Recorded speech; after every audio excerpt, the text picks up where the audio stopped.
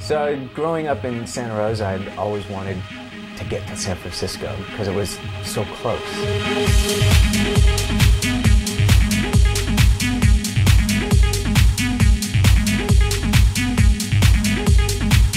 It was in 1990 that I was introduced to house music.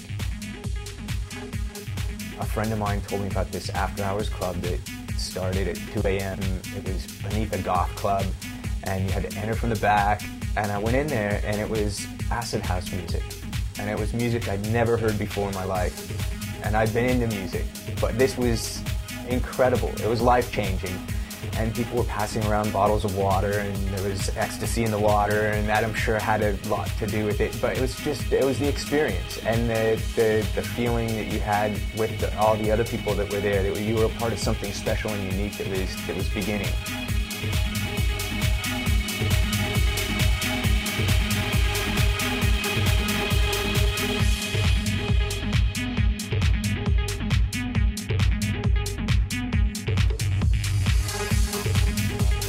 First paid gig in a club, and ironically it was in the basement of Big Heart City, the first club that I ever heard acid house. So for me this was a momentous occasion. This kind of was a pinnacle in my career because this meant I was getting paid to play in the club that I had held in esteem, and it was a complete disaster.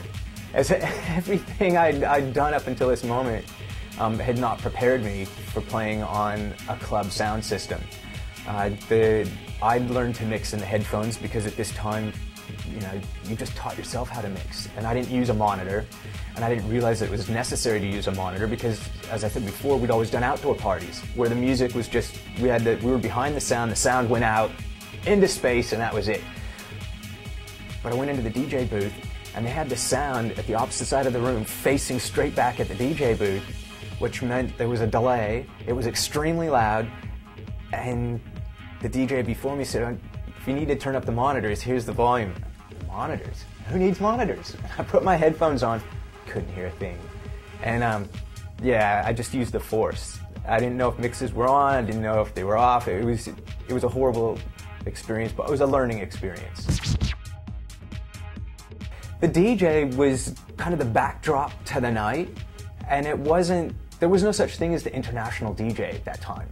It was, you played in your home city, and if a few hundred people showed up, that was fantastic. That was the best thing possible. When one DJ switched and the next went on, you never faded out the music and waved your hands and clapped and stuff, because nobody saw the DJ. He was off in a corner.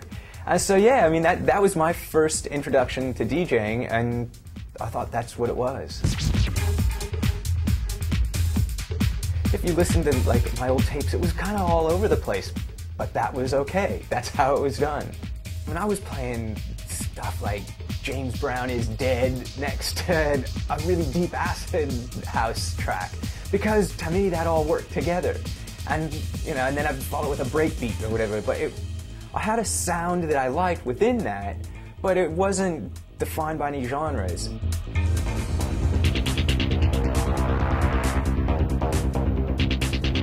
I think I have a distinctive sound. It varies. When I open up my CD case, it can go anywhere from, deeper progressive, there's electro house, as well as full-on trance and psytrance, and everything in between. But those tracks, when put together and alongside the other ones, there is a specific sound. It can range between tempos and emotions, but I do feel that it's a specific sound.